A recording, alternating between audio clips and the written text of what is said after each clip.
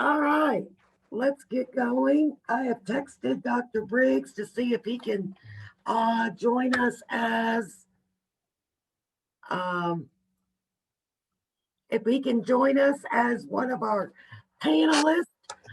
So Ginger will get him unmuted. Dr. Briggs, I hope you can hear me. I'm glad you're here with us. I can. Good. All right, good morning. I'm Amy Nolan, Vice President of Regional Enhancement at the Chamber, and I want to welcome you to our first Capital Connections event of 2021. These discussions are designed to help connect you, the business community, to legislative issues that could impact you. Thank you for coming this morning. Before we get started, I'd like to thank Iris Networks, Shaw Companies, AT&T, and JP Morgan Chase & Company for their sponsorship and support of this series. We appreciate your investment in the Chamber's mission of driving regional economic prosperity.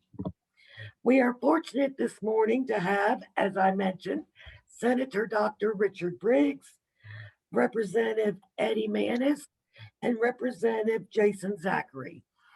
Representative Sam McKenzie might be joining us later on, so we'll welcome him when he does.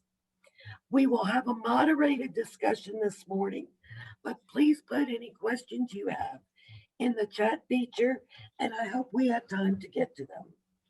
It is now my pleasure to introduce today's moderator, a longtime public affairs executive, a regular host on WBIR's Inside Tennessee, and Vice Chairman for Business Climate, for the Knoxville Chamber, Susan Richardson Williams. Susan, I'll let you take over. Right. Good morning, Amy. Good morning to all of you. Let's start with Representative Zachary. This past week, the Senate Finance Chairman and the Commissioner of Revenue had a little bit of pushback about our Knoxville Sports and Entertainment Park that's been discussed being put in the old city. The bill was placed behind the budget in the House Finance sub, along with several related to the stadium. Jason, is that bill in trouble? And then Senator Briggs, I'd like you to weigh in on that as well. Yeah, great question, Susan. Good morning. It's great to be with everyone after spending a week in Nashville and Capitol Hill with lobbyists. It's good to be back home and with the fine folks in Knox County. But yeah, thank you for asking about it. Senator Massey and I are carrying that bill. And Senator Massey and I actually discussed that at the end of the week. And it's we've never worked as hard for a bill that literally should be one of the easiest bills to pass. Randy Boyd has told me if he was still Commissioner of Economic Development, he would look at this, take one glance at this, and this would have his stamp of approval, just because of the uniqueness of the opportunity. Right now, we've got our stadium bill for Knoxville. The Titans have an extension of their original bill. Bridgestone, the Predators, have an extension of their original bill. And if you compare our opportunity, economic development opportunity, with any others, there's no comparison. We're bringing more private development. Randy Boyd is literally providing $6 to $8 million worth of land for us to build the stadium. We're guaranteeing in legislation $100 million in private investment around the stadium. It's going to be closer to 140, but he's guaranteeing 100. We've guaranteed that in the legislation. It's going to create 3,000 jobs, have a $100 million economic impact, and it's going to be right there in East Knoxville. I mean, that's a 50-plus year blighted area that has no tax base, no jobs, no revenue, none. And it's right up against public housing. This will literally do for East Knoxville what Westtown Mall and Turkey Creek have done for West Knoxville. And it's East Knoxville's time, and this will have a ripple effect on all counties that touch the eastern part of Knox County, without a doubt. And so we have really just been walking through this, and it's so different that the administration, Butch, who's our Commissioner of F&A, Becky and I have talked to the governor numerous times about it. There has just been some concern because it is so different, because we're not only asking for the revenue that's generated within the stadium to stay here, which is already in law, that happens. We're asking basically for that land around the stadium, that blighted area of land, that Randy Boyd is gifting to the county. It's about 115 acres. We're asking that the tax revenue for that stay here to pay off the stadium. And it's very unique, there's no doubt, but it's also unique in the fact that the owner of a minor league team is bringing so much to the table from a private investment perspective. And the key part of this, Susan, is no Knox payer in the city of Knoxville, Knox County, or the state of Tennessee will have any exposure to this project unless they visit that area. If you visit that area, your sales tax dollars will pay for that stadium. That's incredible. That no other opportunity, no other stadium deal that we have had in Tennessee is unique like ours is. And so it did go behind the budget, but part of that is because we're comparing all the stadium opportunities. Nissan Stadium and Bridgestone in the house, they did go behind the budget as well. And we're going to continue to walk through that. The mayor was down last week, a meeting with everybody, talked to the governor. He met with all the House members, the Senate members. And so to say it's in trouble, no, that's not the case. We feel really good about it. I know on the House side, Speaker Sexton signed on. He fully supports. Last week, Randy McNally, our lieutenant governor, he'd agreed to sign on and fully supports. So the votes are there to move it out. It's just trying to get the administration to come alongside of us and recognize the uniqueness of the opportunity, but what a huge economic development opportunity. It's not just a stadium. I mean, it is an entertainment complex and venue that's going to be 70 nights a year by the Smokies. They're going to pay, Randy Boyd's going to pay $1 million roughly a year at least to the Sports Authority, but then we're going to use it for 200 events a year. And I don't know if people in the community know this yet, but we received notification last night that we're going to get pro soccer right behind this. I mean, there is a letter of intent that's been signed, is my understanding, or it's going to be signed for a soccer team if all this goes through. So it's going to be a huge win for Knox County, and we're really excited about it. So a soccer team in Knoxville. Yes, ma'am. And it would be like a semi-pro minor. It's obviously not going to be like an MLS team. But yeah, and that was always the intent, the way the stadium is going to be designed. So you'll have baseball, you'll have soccer, and then we'll have community events, flea markets, so much. It will truly be a community venue. And Randy Boyd's goal is to make it look like Wrigleyville. So the Smokies are the AA affiliate of the Cubs. His vision is to make this look like Wrigleyville, and it'll be called Smokyville. We will literally have just an incredible development around the stadium that will revitalize an area that most of us that have lived here forever, it's looked just like that, a 1970s industrial park.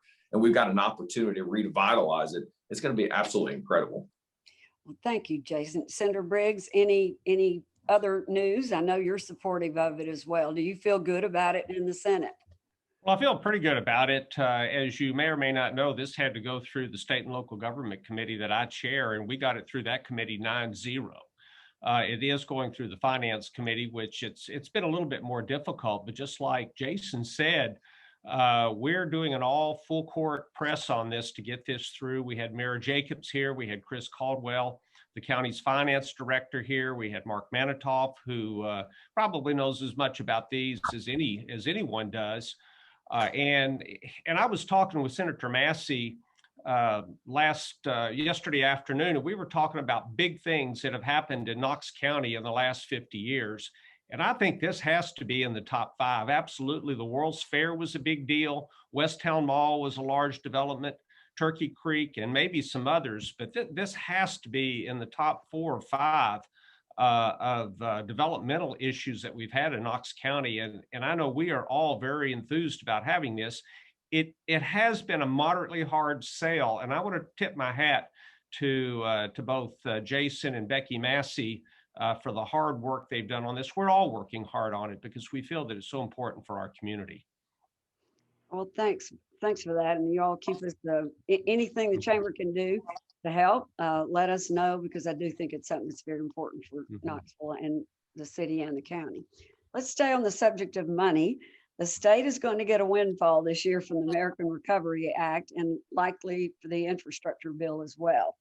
2-part question. Are you eyeing any projects or initiatives that would be local, bringing any kind of, we used to call them pork projects. We don't use that word now, but, and then what are you hearing about is a special session to allocate these funds? I know it's crazy that you're looking at billions of dollars of one-time money. And if it's a year you need anything, get your hands out, because there's a lot of money to spend. Eddie, any thoughts on that? What are you hearing? Yeah, I mean, good morning. First of all, thank you for having me here. And I will echo what Senator Briggs said about the stadium initiative first. Jason has done an amazing job carrying that through and working really hard on that. I've heard him say many times he's not worked as hard on that. He's not worked as hard on many things as he has on that. So my hat's off to him and to Senator Massey.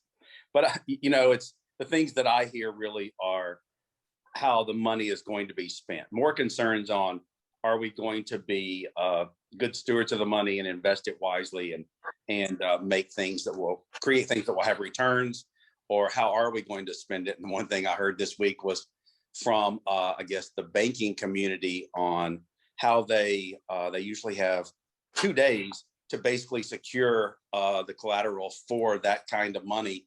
And it's impossible to do that within 2 days. So they've asked to extend that time frame to 10 days because the money is so large. So Jason may have some ideas on how it's going to be spent in the community. I haven't heard anything specifically, but I think we're all concerned about how that money is going to be spent and making sure we use every penny of that wisely.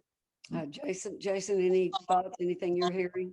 Yeah, Susan, I think probably one of the most important things for our community, as any community from Memphis to Mountain City, is the amount of money that's going to be poured into education.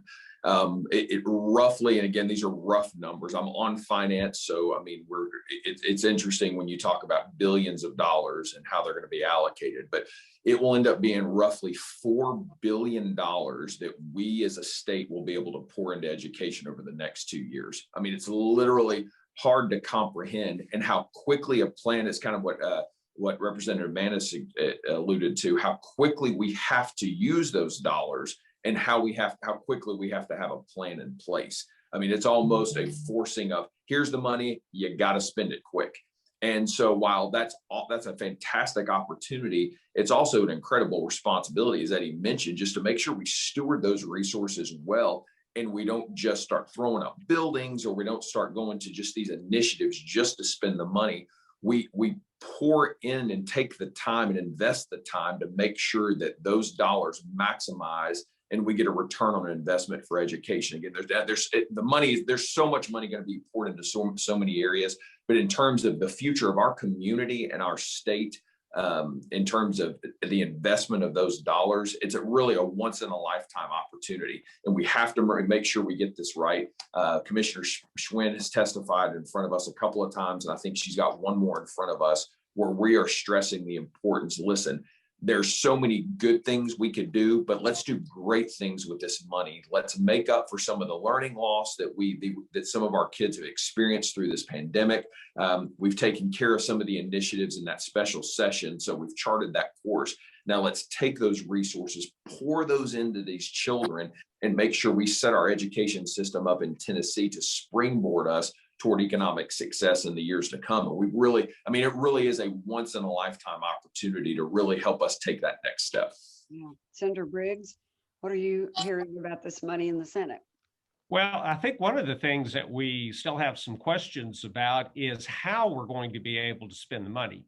And I say that because we had dinner the other night when Mayor Jacobs was in town. Jason was there, Representative Mannis was there, and really, I think all of the Knox County delegation showed up. And our state comptroller, Jason Munpower, just happened by at the restaurant we were eating at, and we were going to invite him to come now to Knox County to talk to our 3 mayors about what they need to do with this money. And he said, well, I can come down, but the only thing I'm going to be able to tell you right now is we don't know, because we haven't received a lot of guidance from the federal government about what we can do and what we can't do with this exactly. The only caution, this will be transformational, I believe, for the state and for education and what we put it in. The only thing we have to be careful on is that what we use the money for we really need to use it for non-recurring issues and not recurring issues. It doesn't do any good to go out this year or next year and hire a bunch of teachers and then the money dries up and we have to look for a way to pay their salaries. Then you lay them off. The programs that we tried to develop with that go away. So I think the key is not, is there going to be enough money, but will we spend it wisely? And we're going to have to follow, dot our I's and cross our T's on what the federal government requires of us to do to audit it. I know our chairman of the Senate Finance Committee, Bo Watson, has warned all of the members already, talk to your mayors, particularly the mayors of the small towns. I'm not too concerned about Knox County because we're larger, but in our smaller communities is to be sure that we spend the money properly, because otherwise the federal government may come back and say, you've got to pay this back. Susan, Go ahead. can I say one thing about that? I mean, one thing that I've said many times since we heard, especially about the money for education, is this really drives home the importance of having a strategic or visioning plan with kind of a master plan or a capital improvement wish list, so you could jump on those things and know what your needs were coming down the pike pretty quickly. And so I've said that many times about a visioning plan, but this really does reinforce that thought that it's important that cities and counties and school districts have visioning plans that have some kind of master plan and capital improvement plan tied to them. So I'll keep driving that home. Okay. All right. Let's talk a little bit about healthcare. The pandemic is still with us. Hopefully you have all been vaccinated if you've chosen to do that. There's been a lot of bills dealing with COVID vaccines in the session this time, specifically around who is required to have a vaccine. It appears the line in the sand for the governor is that governments cannot require vaccines, but some private entities can, for instance, healthcare providers. Dr. Briggs, you're a doctor. What is your perspective on this? And somebody's been active, I know, in promoting vaccines. What are you hearing in the legislature? Well, first of all, I do want to promote the vaccines, and I think everyone, there are some exceptions for health reasons why people shouldn't get it, but I really want to encourage everyone to get it.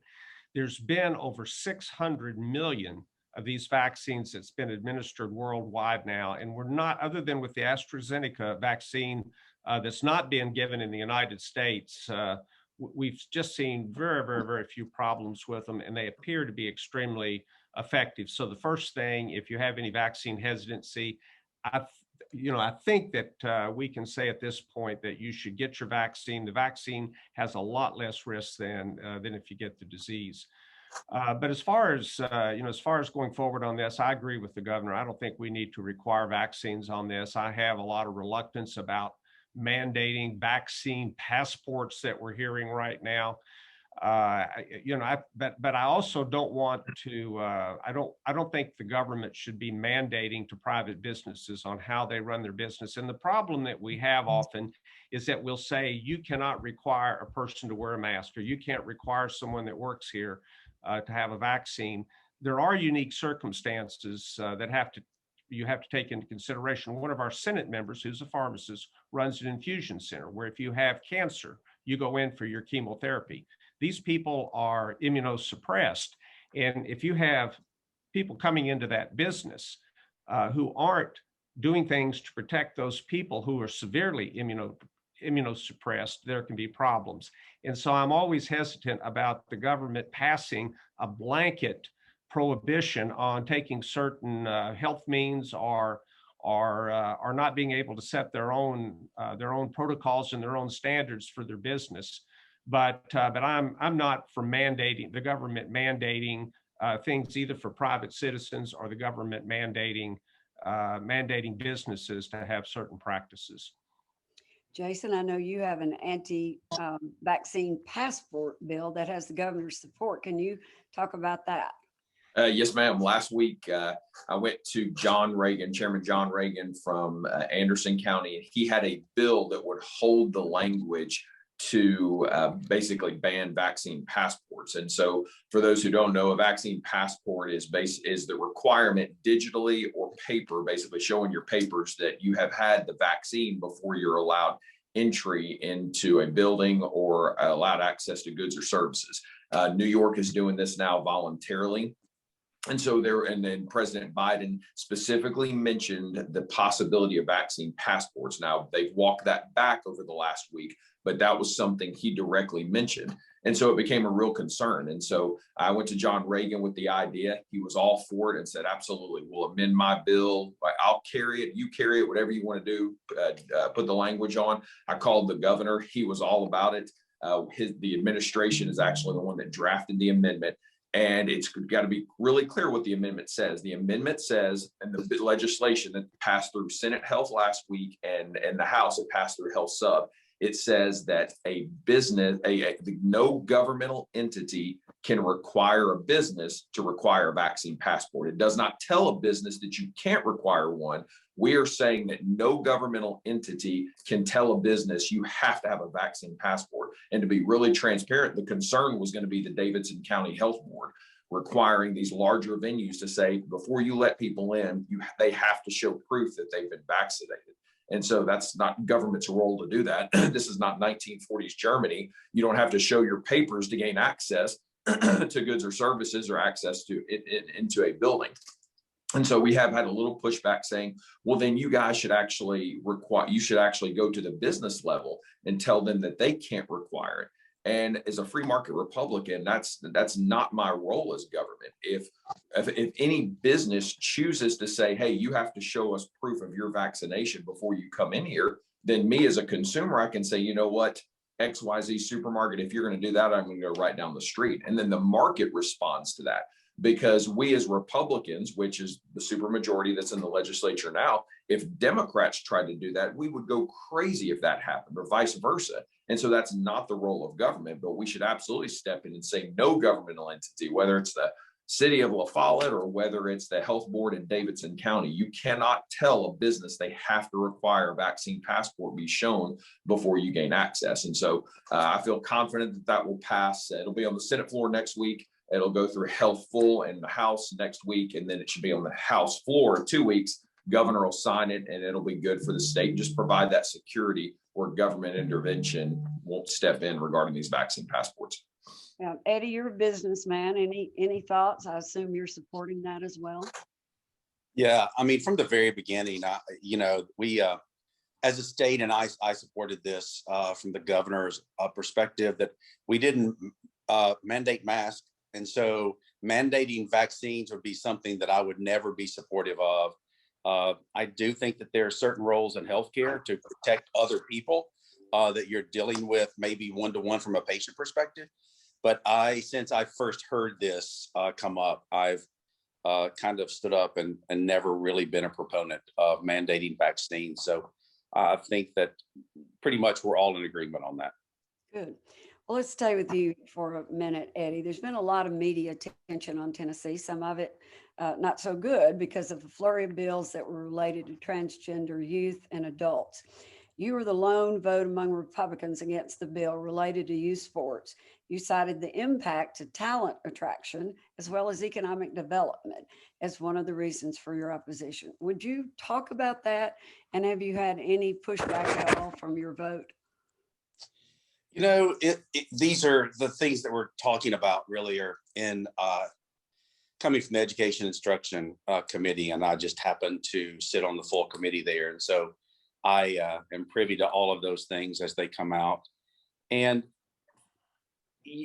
legislation that really gets into social issues and trying to mandate what we do from our own personal perspectives will always be a concern to me. And it concerns me about the future of our kids. We start off saying, we represent all kids. And I've said in committee, do we really? If we're making legislation that picks and, that decides what can happen and what can't happen, transgender is a really, none of us, I think, really understand transgender. And my pushback from that wasn't as much about transgender. I totally believe that boys should not play on girls sports teams. So I don't disagree with that at all. I think where we may disagree is through the transitioning process, and after they have fully transitioned, where are they at that point? Are they allowed it? And I think it's something that, we can't cite any cases in the state of Tennessee where it's happened. And I was hoping that we could pass a resolution to maybe just leave that up to the TSSAA to really look at that when it becomes a problem. The other challenges that we have, I think, in education instruction, again, are very sensitive issues with LGBTQ, and just erasing that from any curriculum, from any supplemental material. I just don't know if that's our place to be doing that. And I'm also concerned this week, I spoke about the cost of doing so. I mean, there's an initiative in the committee that all supplemental material will have to be approved by the LEA. And when I asked if that was going to be an unfunded mandate, it had a fiscal note, I think, of about $14 million attached to it. So I said, how is this going to be funded? You're going to push it to the LEA. And I was told that they have the capacity to do it. Well, I know that's not the case. I don't think Knox County is unique. I can tell you that Knox County does not have the capacity to approve every supplemental piece that's in the classroom. And I think that we should have more trust with our teachers. We've trusted them for years and years and years. In the time when our educators are really pressed to perform and going through some major struggles, I think we should have more trust with our teachers. I get it from both sides. I understand it from both sides. But I think we really need to approach this very sensitively. And from the economic impact standpoint, I gave this as an example. And I didn't give the specifics, but I will give the specifics. In 2012, we were visiting when I was in the mayor's administration. We visited with Scripps Productions then, and I was talking to the president, John Lansing. And I asked him specifically, Mr. Lansing, what is it that creates problems from a business standpoint with a company like yours, with a lot of creative folks? And he said, Eddie, it's pretty simple. As long as the state and local government will stay out of, and what he called was more hate and discriminatory legislation, we will be okay. When that happens, it makes it really hard for us to recruit. If we can get people to Knoxville, they love Knoxville, but it's the perception that coming in from the outside, people do not want to come here. And some people do not want to believe that, but that is the case. And I heard it directly from them. And so I think it's important that we look at that. Our needs here in Knoxville, Knox County, Davidson County, Hamilton County, Shelby County are probably different the way we look at things than they would in other small counties, whether that's Hohenwald, Dyer, wherever that could be. So I do think those decisions are best left to the local authorities. So. All right, thank you. Jason, you and I talked a couple of weeks ago about the Business Fairness Act that passed, and it gives businesses sort of the opportunity to pick and choose their health guidelines during a pandemic. Can you talk about that and the reason that was passed and what kind of an impact it will have? Yeah, Susan, I'm so glad you brought it up. There are so many bills that we pass that have an incredible impact that get very little attention on the state level. And I believe it's House Bill 855. It's the Business Fairness Act, which is what you're referencing. We passed that bill in response to the pandemic. So as many of us know that during the pandemic, businesses were labeled essential and non-essential. Non-essential businesses were forced to close by the government. Essential businesses stayed open. You may have had a large chain store like a Walmart or a Target that was allowed to stay open, sell toys, whatever it may be. Then you had a small toy store with a local owner who also has to provide for his family that was forced to close. We had a few of those in Nashville. We had it here in Knoxville, Smart Toys and Books and others. And as a small business owner, every business is essential. It doesn't matter if you're selling what the government would deem essential goods and services. Every business is essential. Every business provides for a business owner's family. And then he has employees that he is responsible for, that their well-being depends on the health and vibrancy of that business. And so government should never have the role of coming in and deeming a business essential or non-essential. So what the Business Fairness Act says, that any business that follows during a health pandemic crisis, there's a couple of stipulations there, that any business that follows guidelines laid out at a state or local level cannot be closed. Now, if you choose not to follow the guidelines, like the Tennessee Pledge, for example, if you were a business that said, nah, we're not going to follow that, we're going to do our own thing, then you're going to have an issue. But any business that follows guidelines cannot be closed. And it unfortunately, it's a little absurd in America with the constitutional protections we have that we're even having to pass a piece of legislation like that. But coming out of this pandemic and still in the tail end, it has allowed us as the state legislature to quickly respond to some of the incredible issues that we've seen and the burdens we've seen placed on business owners. And this is one of them. So we're in Tennessee saying that's never happening again. You will never, ever have to worry about your business being shut down, because the concern is always, we've got this precedent that's been set with this pandemic, and what's the carryover going to be? And so we, as your state government, responded saying, well, one thing we can say for sure, you're never going to have to worry about your business being closed again, because we've passed it. It's in law. I don't know if the governor signed it yet. I think he has, but we're not going to do that in Tennessee. Every business is essential, and that's how it'll be moving forward.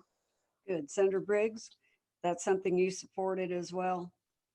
You know, I don't know if we've had that one come through yet, and I've supported a lot of these on business. As a matter of fact, I've co-sponsored, a couple. Our restaurants and our bars have suffered disproportionately during this epidemic, and I have a bill that I'm co-sponsoring that would allow the mixed drinks to go to. We're going to have a 2-year sunset on that, but to try to let these restaurants in particularly get back on their feet. They've been asked to do more than any other businesses. Everybody, or maybe not everybody, but most businesses have suffered. But they've suffered even more. And I also co-sponsored a bill that would prevent some of the local governments from having regulations that are more severe than what the governor had said through some of his executive orders. My biggest issue, and I don't like the idea of the government choosing winners and losers on businesses, saying you're essential and you're not essential. We even had some issues in California where they said that churches couldn't meet because there was singing, but yet Hollywood could have The Voice and America's Got Talent, which the Supreme Court said that's just not fair because you're discriminating against one group. If I had my druthers, is that we would have a very serious conference this fall when some of the heat of the battle of the epidemic is behind us. We determine what some of the executive powers of the governor is during an emergency, how we're going to handle this in the future, what we're going to do to protect the population. Even though we've had nearly 600,000 deaths with COVID, it's nothing. 1% of the people that have it died. It's been a very, very minor epidemic, even though it has caused a lot of devastation. Imagine if rather than 1%, that this was like SARS that had a 30% mortality, or MERS that's had a 40% mortality, or Ebola with an up to 90% mortality. How would that affect our country? Could we afford to lose 250 or 270 million people? And how would we handle something like that? If you ever wonder why China has done well, and Korea and Japan and Taiwan and Vietnam, why they've done so well with, and Australia, New Zealand for that matter, why they've done so well, they had that SARS scare in 2002 and 2003, and they put public health measures in place where their economy didn't suffer, their businesses didn't suffer, and their citizens didn't die.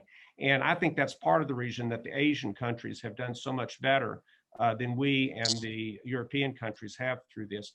We really need to, rather than just throwing things out there and seeing what sticks individually, my preference would be to have a serious public health conference on how we're going to handle the next one. And we've had 4 major epidemics now in the last 18 years, and there's a pretty good chance we'll have another one. And do we want to be ready for it or not?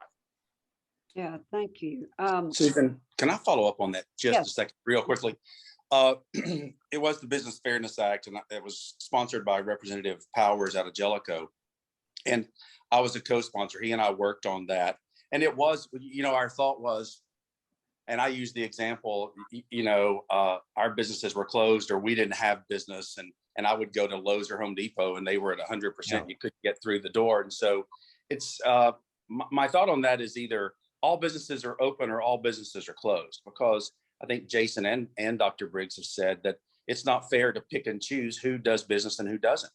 But one of the things that Senator Lundberg and I have also worked on, we were in the governor's office a couple of weeks ago, is talking about this is, from an economic development, economic impact, this is not going to be over as soon as we get everyone vaccinated.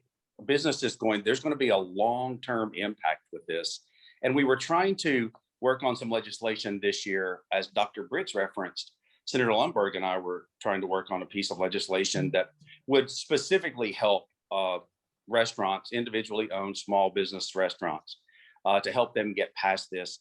We couldn't get that all together, so we put that on hold, and we had a conversation with the governor about it a few weeks ago.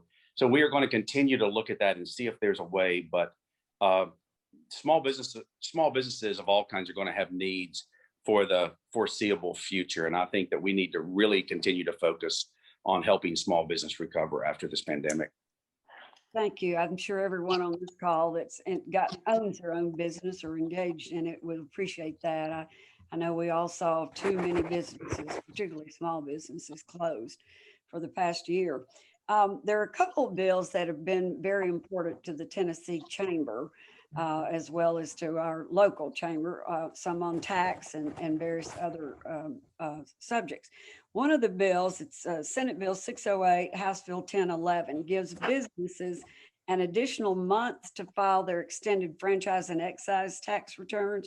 This would provide tax preparers time to accurately file with the state return without having to complete their federal returns at the same time. So that's obviously very important to all of our businesses. Any thoughts on that? Any of you, Jason, you're on finance. I would assume that might come through there. Are you aware of that? Yes, Susan, that's Chairman Hicks, Chairman of Finance Subs, carrying that. I know it already passed the House unanimously, and I'm looking now, it's up in the Senate Finance Committee on 4/13, which is at some point next week, Tuesday or Wednesday of next week. But in terms of the House, it's already passed unanimously in the House. And then just quickly regarding the Business Fairness Act, I looked at that while Eddie was talking. It's already passed the House and the Senate unanimously, and as of yesterday, it was on the governor's desk for signature. Okay, good. Well, Jason, I'm going to ask you a question as well about the Attorney General bill, or it's a resolution, I guess, that would give the legislature the power to approve the Attorney General in Tennessee. This is something that our current Attorney General, Herb Slater, who's a Knoxvillian, has opposed. What's happening with that, and is it dead for this year, or is there support for it? Yeah, Susan, that's a good question. I have not heard much on that. Again, I'm on Finance and Commerce, so that has not come through any of my committees. And typically, you only see a bill or piece of legislation if it comes to your committee or if it hits the House floor. And so I know about that, and I've been asked about it just to consider it, but I haven't even read the resolution because it hasn't come through our committee. But I know I would say it's probably mixed. It would be making the Attorney General a constitutional officer, where he's voted on by the representatives and the senators. So, versus how he's appointed now through the Supreme Court, we, the people, would have a say, because each of us represent the House 65,000 people, senators, a couple 100,000. And we would be voting on behalf of the people we represented. He would be a constitutional officer joining the Secretary of State, the Treasurer, and the Comptroller. So I think there is some validity to that. And on the premise, on the surface, I do support it, but I haven't read the resolution, so I can't speak to the specifics. Okay. Senator Briggs? Yeah, I don't think it's, there may be something else out there that I'm not aware of. I don't think it's a resolution. I think it's a proposal for a constitutional amendment. If this is what I think you're referring to. Is, yes. Now, because Senator Yeager from over in Roane County was the one that proposed that. and it'll take a couple of years to get this through, is right now the Attorney General is picked by the Tennessee Supreme Court, essentially. And what this would do is that after the Supreme Court has their nominee, it would come back to the legislature for them to approve, pretty much like what happens with cabinet officers in the U.S. Congress, is that the president nominates someone, and then the legislative body will approve what's there. Now we can it's a little bit different than the constitutional officers that the legislature actually picks. This would still be a pick by the Tennessee Supreme Court, where they vet and they review and they pick who they think is the best candidate. We would confirm it. If we reject it, it would go back to them to send another candidate over for the legislature to evaluate. Okay. I understand Representative Sam McKenzie has joined us. I don't see you on my screen. I am here. All right, I'm here. good. Hey, there you are. Thank you for joining us. You passed your first bill Monday night. I understand the county mayor and the chamber brought it to you to help diverse businesses in our community. Congratulations on your first bill. And can you explain what the bill does? Thank you. Thank you. Yes, it was a momentous occasion for me, but it was a simple bill, and it was purely voluntary. But what it does is it allows the county clerks the option of putting a box on the business licenses that says, I'm a veteran-owned business, I'm a minority-owned business, and they just allowed, chambers of commerce, folks looking for a bids on contract to be able to look and see whether, if they're looking for a small veteran-owned business or a Black-owned business. It just gives them that option. Prior to this law, that would have been, I guess, private information, and and if someone chooses not to check that box, that's fine as well. So, in short, that's what the bill does. Right. Good. Well, thank you for that. I know it's something the chamber supported. Yes. I read in the paper a couple of days ago, the governor, I think we all know, the governor's been very focused on prison reform. And one of the bills would give alternatives to incarceration and present a technical violation, or it would prevent a technical violation of their parole to get them back in prison to be reincarcerated. What's happening with that? Is there support for his prison reform? And what are you guys hearing? Is this going to have any impact locally? I guess, Senator Briggs, are you familiar with that?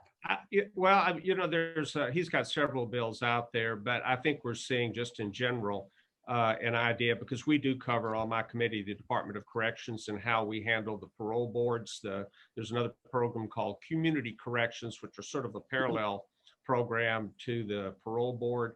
And we even have these day reporting centers that those offenders, rather than staying in prison, they literally sometimes have to make daily visits out there to the day reporting center. They're evaluated for their needs after they've been convicted by the judge. Where can they go to get the educational training? There can be housing issues. What can we do to reduce the recidivism rate? And I think we're seeing a lot of action, not only legislatively, but also within the Department of Corrections on what we're trying to do. It may be worthwhile sometime for some members of the chamber to go out to the prison out near Wartburg, the state prison. You go in there, it's a prison. I mean, there's fences and guards, but in many ways, it looks like a community college, or even one of the Tennessee colleges of applied technology, because those prisoners can leave with legitimate degrees and licenses to be electricians or carpenters or welders. They have drug rehabilitation programs. They have educational programs. It's a little sad to see people that are in their 20s and 30s that really aren't, I don't mean functionally illiterate, I mean they're illiterate. And there are opportunities in the prisons, and we're trying to get some of the people out of the prisons, get them back into the community, stop the recidivism rate, particularly for the nonviolent offenders. And I think there's a lot going on, both with criminal justice reform and what's going on within the Department of Corrections in Tennessee. Yeah, Representative McKenzie, any thoughts on that from your perspective? I agree with everything Senator Briggs said, but also what I'm focused on, and I think the governor is as well, is once those released prisoners are entered back into our society, trying to get them full rights and privileges as quickly as we can, especially if they've served a term well, they've not done any additional offenses. I have a bill coming before criminal subcommittee that will oftentimes the only thing that's keeping them from getting their rights to vote and things of that nature is court costs, and court costs generally is child support for the male prisoners, just to try to get them on a payment plan to where they're meeting their responsibility, but trying to restore their right to vote and make them feel that they're part of our community and society to help them as well. So the governor has some good things coming. I think sounds like he's going to try to do a comprehensive study on sentencing guidelines, try to recalibrate things to where it makes sense for today. Like I tell folks, a marijuana offense in 1979 compared to 2019, it's just viewed differently. And so I think we have to acknowledge some of these things and adjust our sentences or some of the prisoners that's been in for a while. So I'm looking forward to his comprehensive plan. Good. Well, thank you all. Is there anything that we haven't covered that you would like for all of us to know? And then we'll take some questions, but is there anything that's just a burning issue with you that we haven't covered this morning? Eddie? You need to unmute. Sorry, I can't think of any burning issues that I have as a freshman. I will just go back to recidivism rate and the governor's initiative on that.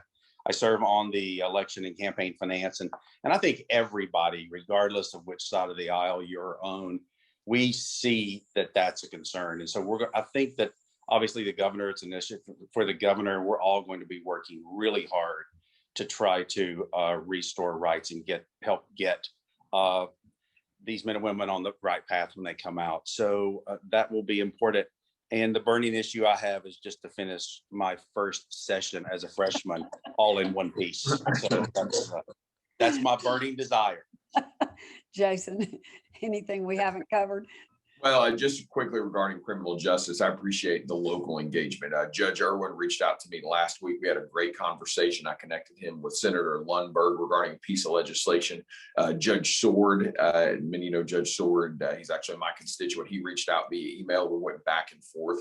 And so I think it's important that those who are directly involved in terms of the day-to-day of criminal justice reform are part of the process. And I feel like we have that. And I know just locally, the engagement we've had from judges, but just the governor willing to listen and pull all those opinions together as he puts together this plan.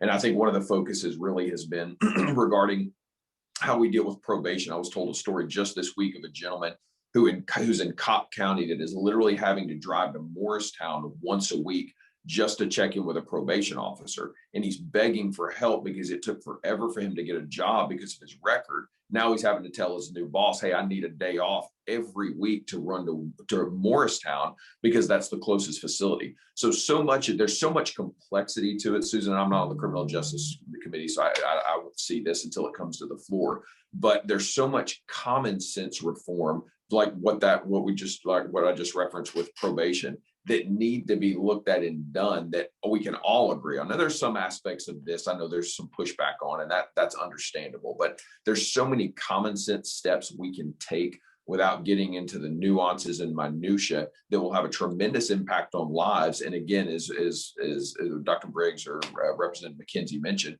just bringing down that recidivism rate, because we can't incarcerate our way out of these problems. Building 5 more prisons is not criminal justice reform. And I think we can all agree on that. And I'm excited to see what the final product will be as it approaches the House floor.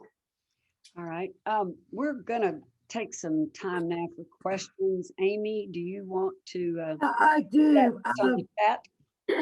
Sir, Representative McKenzie, before you got on, we had a discussion about legislation that would allow to recapture the stadium revenues from the stadium sales tax.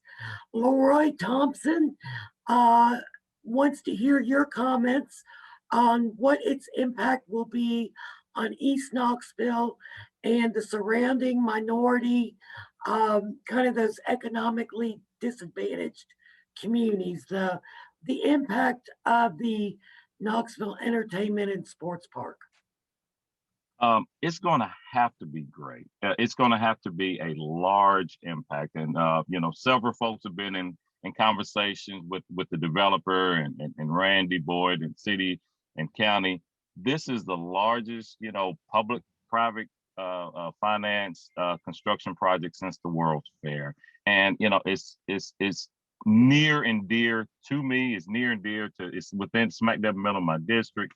I signed on to the legislation, but I just want to make sure that we have minority and underserved faces all over that, from the construction to the operation to the to some of the lasting contracts. So I've been working hard with all of those entities to just ensure that it looks like Knoxville. It looks like the great community that we are. So I'm not taking my eye off the ball on that one. I really want to make sure that once this thing is done, it's something that we can all be proud of. Good. More questions, Amy? I don't see any. I think that's it. Wait, one more. Yes, and I believe this is moving quickly. There's a couple bills, I believe, that were consolidated regarding the use of TANF funds. The state had a large surplus, and now they've created a measure to spend some of that surplus as well as dedicate those funds going forward. Can anybody take the TANF fund? I don't know if it's gotten to finance yet, Jason. I believe that came out of state and local.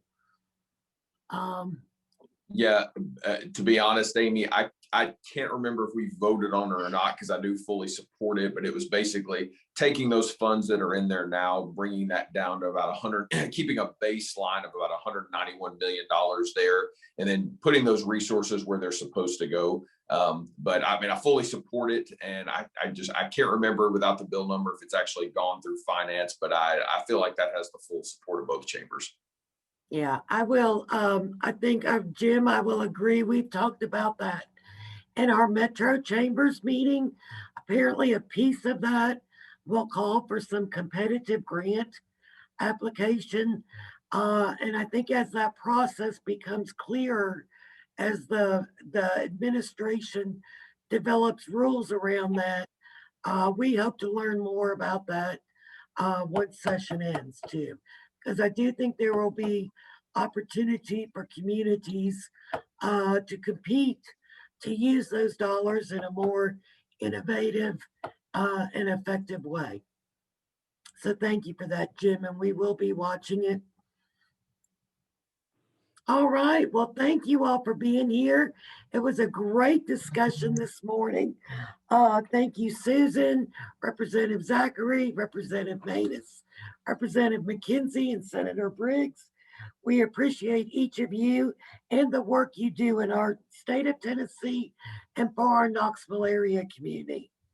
We also appreciate our sponsors who help make the Chamber's work of driving regional economic prosperity. It's Iris Networks, Shaw Companies, AT&T, and JP Morgan Chase. Keep an eye out for an invitation to our next Capital Connections, which will be on May 7th, and we will have the remaining members of our delegation with us on May. So thank you again for joining us. Have a great day and a great weekend.